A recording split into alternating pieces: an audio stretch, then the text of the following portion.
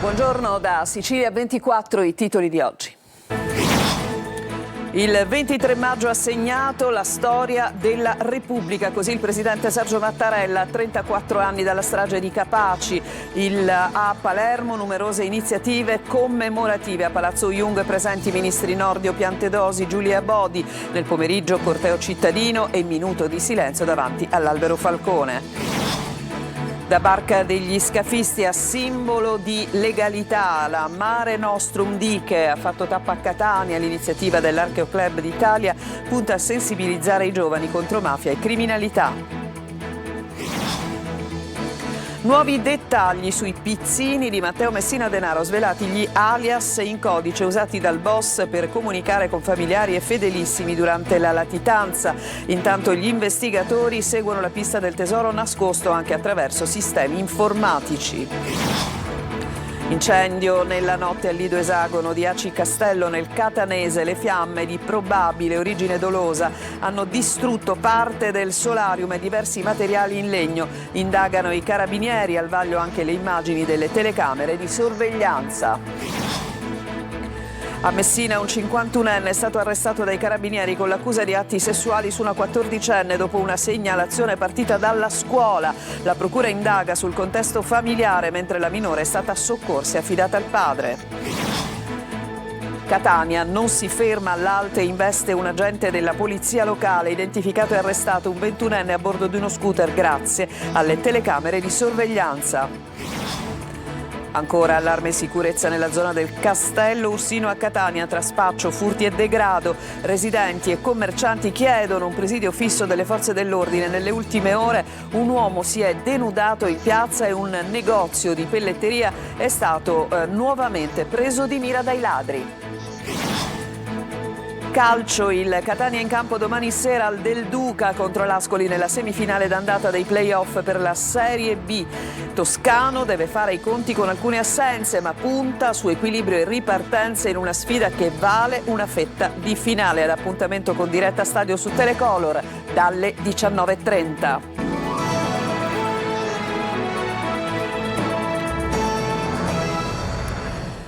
Buongiorno, la strage di Capaci 34 anni dopo. Le parole intanto del presidente Mattarella, che dice la data del 23 maggio ha segnato la storia della Repubblica. Oggi a Palermo tanti eventi per ricordare, per fare memoria. Partiamo da Palazzo Jung con i ministri Nordio, Piantedosi, Giuli e Abodi, mentre nel pomeriggio è previsto il corteo e il minuto di silenzio davanti all'Albero Falcone. Ma sentiamo Marco Gullà.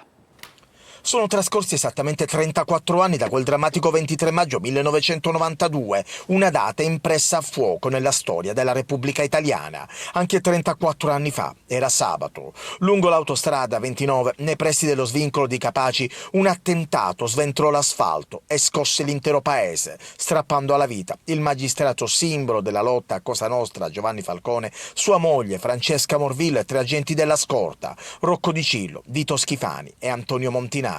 Diverse oggi le manifestazioni a Palermo per fare memoria di quella strage che, come ha ricordato il presidente Sergio Mattarella, ha segnato la storia della Repubblica. Si deve parlare di lotta alla mafia, non pensando che abbiamo vinto con quelle stragi, ma che dobbiamo continuare a ricordarla. Alla fondazione, che porta i nomi dei giudici Giovanni Falcone e Paolo Borsellino, ci sono i ministri dell'Interno Matteo Piantedosi, della Giustizia Carlo Nordio, della Cultura Alessandro Giuli, dello Sport Andrea Bodi. Purtroppo queste sono stagioni che incrociano temi giudiziari e temi storici.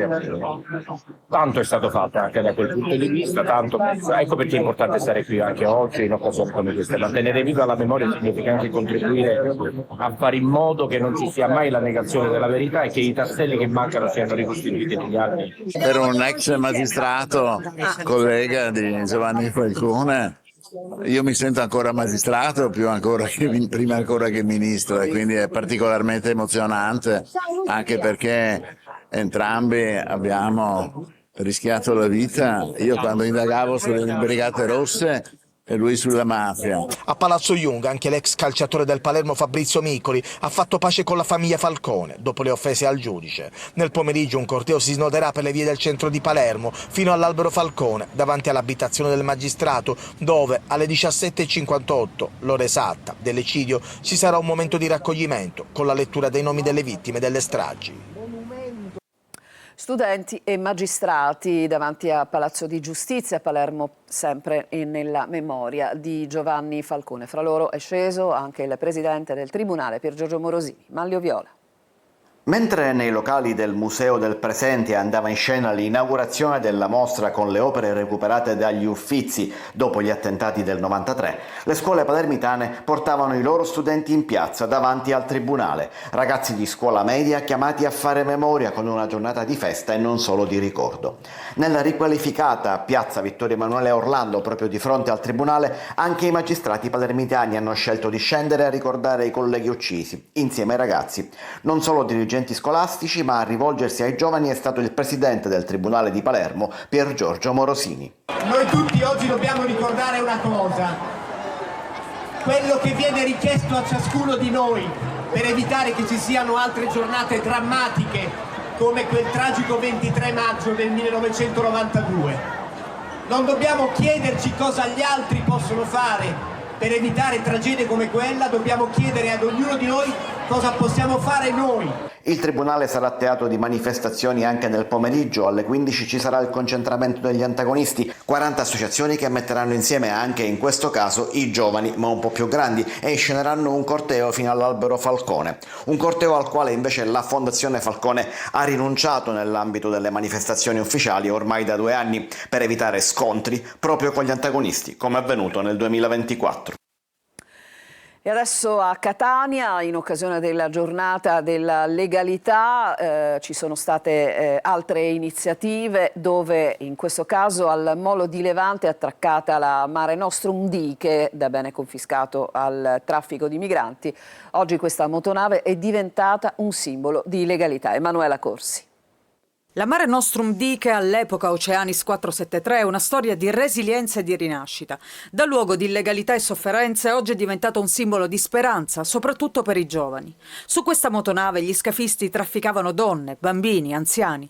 All'interno ci sono ancora i resti di quel passato doloroso, come questo pizzino, scritto presumibilmente da un trafficante di vite umane.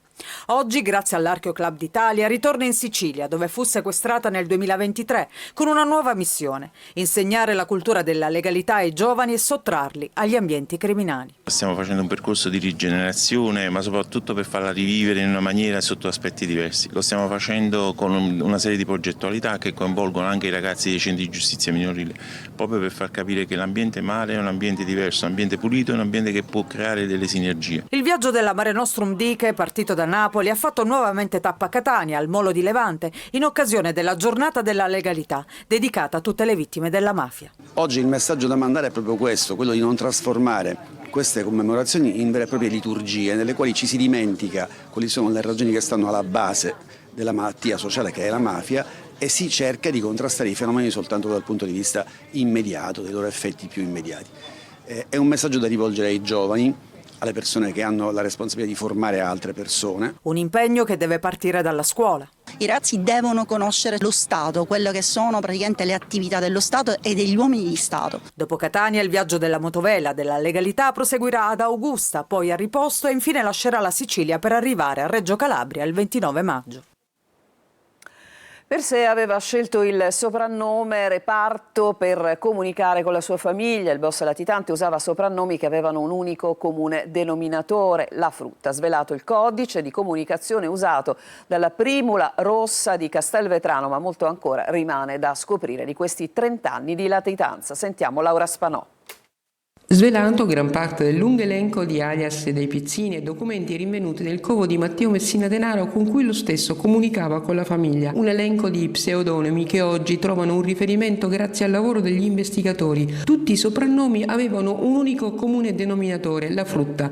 Giovanna Messina Denaro era ciliegia, la sorella Bice uva, Uvetto il marito Gaspare Como, Patrizia era ananas e ananasso il marito Vincenzo Panicola, Cocco era il fratello, Salvatore, Fragolona la sorella sorella Rosalia complicato il marito Filippo Guttadauro. Suo fratello, il boss Giuseppe Guttadauro, era Mela. Il figlio della sorella Rosalia, Francesco Guttadauro, Fragolino. Noce e Nocino erano Lorenzo Cimarosa e il figlio Michele. La figlia Lorenza Lagna era Sciacqualattuga.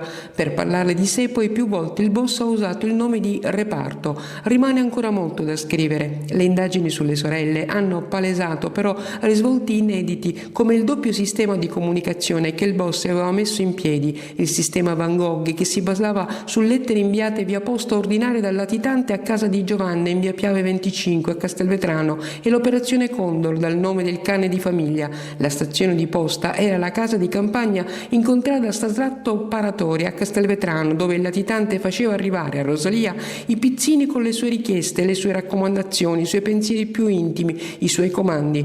E rimane da scoprire che fine ha fatto il tesoro del boss. Si indaga in Italia e anche all'estero, e pare si indaghi anche su un wallet hardware, uno dei metodi più sicuri per conservare le criptovalute.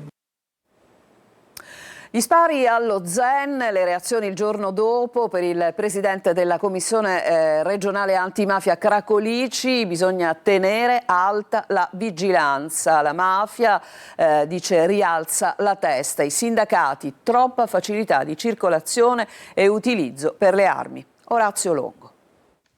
Una mafia che rialza la testa e che ci impone di tenere alta la vigilanza. Le parole di Antonello Cracolici, presidente della Commissione regionale antimafia, dopo gli spari, gli ennesimi allo Zen di Palermo contro le sedi dei centri Andala e Albero della Vita, due realtà impegnate in azioni di volontariato e sostegno sociale nel quartiere. Cracolici sottolinea il pericolo in corso. Oggi la mafia, come se avesse lanciato una sfida, dice. Spara nei nostri quartieri, intimidisce imprenditori e lo fa con spavalderia.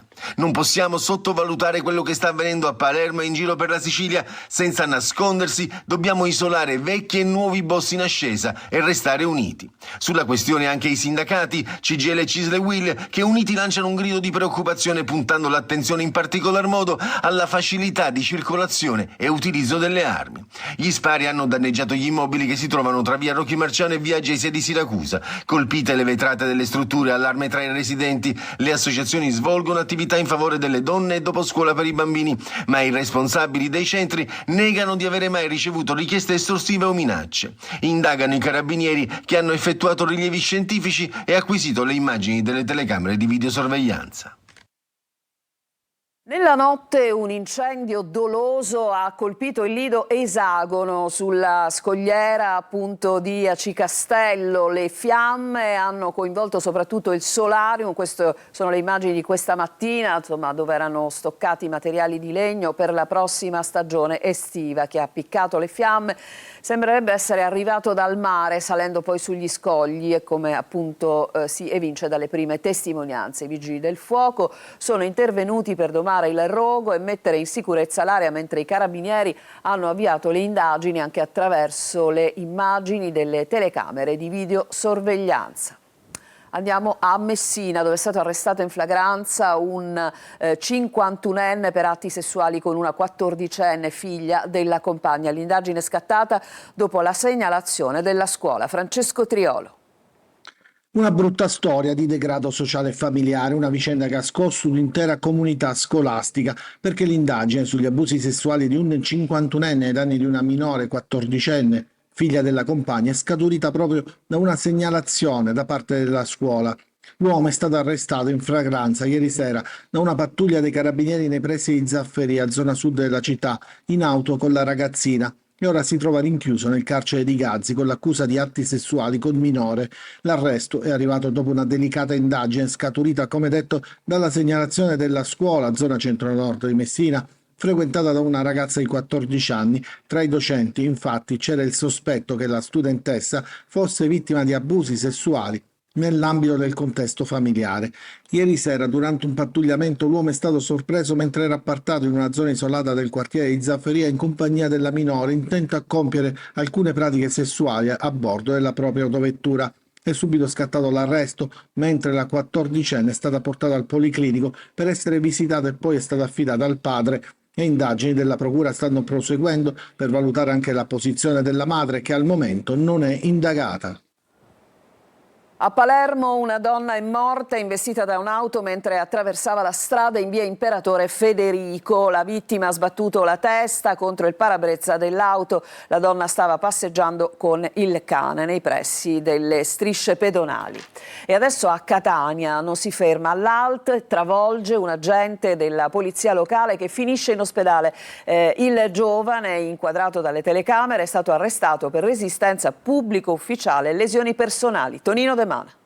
Non si ferma all'ALT, anzi accelera e travolge un agente della polizia locale che finisce rovinosamente a terra. È successo in via Cavalieri a Catania, dove l'ennesimo episodio di sfrontatezza è costato caro ad un rappresentante delle forze dell'ordine. I fatti: intorno alle 17:30 di ieri una pattuglia della polizia locale è stata chiamata per un passo carrabile occupato da un'auto in sosta selvaggia. È in quel momento che sul posto in via Cavaliere, all'altezza del civico 18, è piombato uno scooter con 2 persone a bordo e il cui conducente era senza casco. Uno degli agenti fa segno di fermarsi per un controllo, ma il mezzo a 2 ruote prosegue la corsa fino a travolgere il malcapitato vigile urbano, che riporta ferite alla spalla, al polso e al ginocchio, guaribili in 5 giorni. La visione delle telecamere, dei sistemi di videosorveglianza e il racconto di alcuni testimoni sono stati fondamentali per risalire alla targa e quindi al proprietario dello scooter, un 21enne di Catania che è stato arrestato per resistenza pubblico ufficiale, fuga pericolosa e lesioni personali. Solidarietà e ferma condanna è stata espressa da tutta l'amministrazione e dal comando, secondo cui l'episodio è grave e vergognoso. Stiamo al fianco di tutti i nostri uomini sulla strada e nelle piccole e grandi difficoltà di tutti i giorni, ha dichiarato il dirigente operativo Stefano Blasco. Abbiamo, con l'amministrazione comunale, il sindaco, l'assessore e il comandante, l'impegno di dare alla città una polizia municipale d'eccellenza ed è a questo che lavoriamo quotidianamente. Adesso cambiamo argomento, perché in Sicilia domani e lunedì si vota per le elezioni amministrative in 71 comuni con circa 929.000 elettori chiamati a eleggere sindaci e consigli comunali, inclusi i capoluoghi di Agrigento, Enna e Messina. Nel catanese si vota in diversi centri, tra cui Bronte, Randazzo, Pedara, Mascali, Trecastagni, Calatabbiano, Milo, San Giovanni La Punta e San Pietro Clarenza. Le urne sono aperte domani dalle 7 alle 23 e lunedì dalle 7 alle 15 con l'eventuale ballottaggio ovviamente a inizio giugno. Ho con me Luca Ciliberti, dunque parliamo di entrambe le cose, ovvero dell'appuntamento speciale di lunedì alle 15 proprio per seguire la chiusura ovviamente delle urne con risultati e ospiti, e poi oggi c'è il punto. Allora, oggi non parleremo di amministrative ovviamente, perché c'è silenzio e quindi non parleremo delle amministrative. Lo faremo ovviamente lunedì con uno speciale dedicato, lunghissimo, una maratona per seguire insomma le piazze più importanti al voto, 3 capoluoghi di provincia e poi tanti comuni anche importanti di tutte le province. Oggi invece al punto parleremo di aeroporto, parleremo della privatizzazione che ormai è diciamo alle ore decisive, all'inizio del mese prossimo si saranno svelate le manifestazioni di interesse, quindi insomma vedremo come cambierà totalmente il futuro dell'assetto dell'aeroporto di Catania, ma anche dell'economia dell'intera regione siciliana. Quindi è un tema molto importante, un tema che investe tanti settori della nostra società. Parleremo anche di Mondello con l'assessore regionale al territorio, Giusy Savarino, insomma questa sentenza che ha lasciato un po' l'amaro in bocca, anzi la decisione per la precisione, quindi certo. Leggeremo anche tra le carte di questa inchiesta. Poi avremo anche l'ex presidente del Consiglio Giuseppe Conte, con il quale ragioneremo anche un po' su quella che è oggi la ricorrenza più importante, la strage di Capaci. Quindi insomma tutto all'interno del punto, subito dopo il telegiornale. Bene, insomma abbiamo detto tutto. Abbiamo detto tutto. Ci fermiamo, c'è una pausa e torniamo poi per andare direttamente ad Agrigento, dove la situazione della crisi idrica sta esasperando i cittadini, ma ci sono 12 comuni che hanno deciso di dare una mano. Vedremo come, tra poco.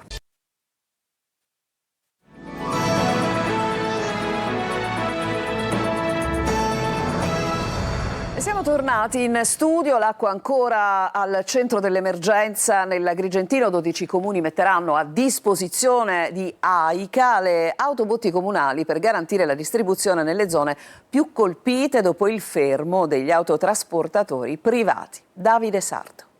Rubinetti a secco, famiglie esasperate e cittadini costretti ad inseguire anche una sola goccia d'acqua. Nell'Agrigentino continua l'emergenza idrica. Dopo il fermo degli autotrasportatori privati, in molti comuni la situazione è diventata ancora più difficile. Per questo 12 amministrazioni locali hanno deciso di aiutare AICA mettendo a disposizione le autobotti comunali.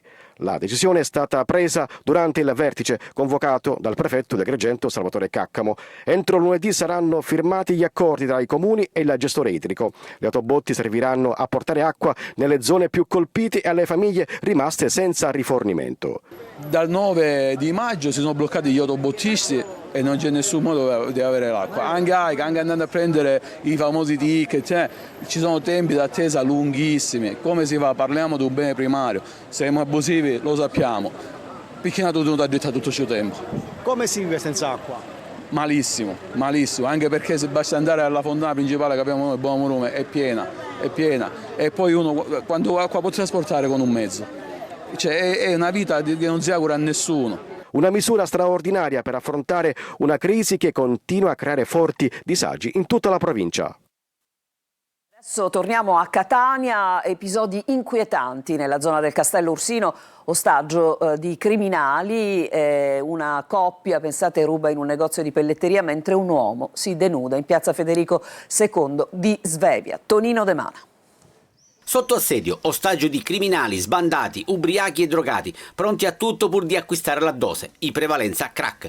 Da piazza Federico II di Svevia a piazza di Spaccio, da zona turistica a zona da evitare di giorno e di notte, con inquietanti episodi che non lasciano dormire sonni tranquilli. Residenti, commercianti, titolari di B&B da tempo denunciano una situazione insostenibile, tanto da chiedere un presidio fisso, non passaggi saltuari, da parte delle forze dell'ordine. E intanto la zona del Castello Ursino continua a balzare agli onori della cronaca. Nelle ultime ore 2 gli episodi. Il primo ha visto protagonista un uomo che si è denudato in piazza, invendo contro tutto e tutti. In queste immagini l'intervento delle volanti. L'altro con l'irruzione e il furto in un negozio di pelletteria che s'affaccia su piazza Federico II di Svevia. Al nostro microfono il racconto della titolare. Si sono presi uno zainetto di 165 euro, qualche 4 portachiavi, 5 portachiavi di 40 euro.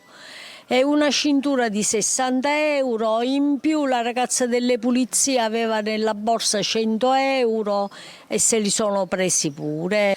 Però di quello che sto venendo a sapere c'è molto uso di crack. Per la cronaca, nel negozio preso di mira è il 7° furto con taccheggio in meno di 2 anni. Infine, dopo il nostro servizio denuncia, sono state rimosse le pedane abbandonate che facevano bella mostra di sé davanti ad un ristorante, naturalmente con vista sul Castello Ursino. Sempre a Catania, oggi in piazza Stesicoro, nuova iniziativa dedicata alla prevenzione oncologica nell'ambito di Maggio in Forma 2026, attivato fino alle 12:30, un banchetto informativo dedicato alle donne tra i 40 e i 49 anni per prenotare gratuitamente una mammografia con l'obiettivo di favorire la diagnosi precoce del tumore al seno in una regione come la Sicilia che presenta ancora una bassa percentuale di adesione agli screening. Gli organizzatori, Andos e Fondazione Tregua, sottolineano come resistenze culturali e difficoltà socio-economiche incidano ancora sull'accesso alla prevenzione, in particolare nei quartieri periferici. Maggio in Forma si concluderà sabato 30 con la passeggiata solidale Camminandos. E adesso c'è un'altra pausa e poi ci occuperemo del Catania oggi ad Ascoli e naturalmente è vigilia della gara appunto importantissima. Stiamo parlando insomma del sogno della Serie B che passa proprio da Ascoli. A tra poco.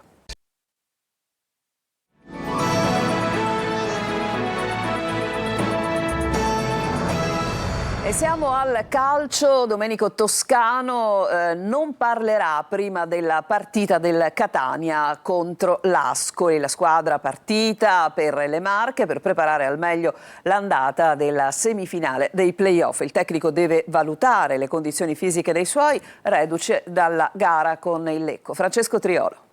Il sogno Serie B passa adesso da Ascoli Piceno. Domani sera il Catania scenderà in campo al Del Duca per la semifinale d'andata dei playoff contro l'Ascoli, un appuntamento al quale i rosazzurri arrivano dopo il doppio confronto ad alta tensione con il Lecco 0-0 in Lombardia e il pirotecnico 3-3 del Massimino, che ha regalato la qualificazione grazie al miglior piazzamento in classifica. Adesso però il livello si alza ancora, di fronte c'è un Ascoli che ha chiuso la regular season da protagonista con la promozione sfuggita per un soffio e che nei quarti ha eliminato il Potenza, una squadra solida con la miglior difesa del torneo e numeri da grande favorita. In casa Catania Domenico Toscano, che non parlerà alla vigilia, punta soprattutto sulla tenuta mentale e sul recupero delle energie dopo una settimana vissuta ad altissima intensità. Il tecnico rossazzurro prepara una gara di equilibrio, aggressività e ripartenze, sapendo che nei playoff ogni dettaglio può fare la differenza. Anche per questo Toscano sta valutando bene le condizioni dei suoi giocatori. Difficile, seguendo le parole del tecnico dopo la gara con Lecco, che possa rientrare Rolfini, ma nemmeno Lunetta e Corbari, e sono assenze che pesano. Le soluzioni di Limporta, Gherardi, Miceli, Pieraccini con l'ipotesi Celli in difesa, mentre in mezzo Casasole e Donnarumma esterni, Di Tacchio e Quaini in mezzo, mentre per i trequartisti potrebbero iniziare Ciccerelli e D'Ausilio dietro l'ex Forte, così partirebbero in panchina sia Bruzzaniti che Jimenez. Sono i primi 90 minuti di un doppio confronto, ma sono quelli che possono indirizzare la corsa verso la finale. Il Catania ci crede e vuole continuare a inseguire il ritorno in Serie B. Il telegiornale finisce qui, a tutti voi grazie per averci seguito, vi lascio al punto di Luca Ciliberti e vi ricordo che il nostro telegiornale tornerà questa sera alle ore 19.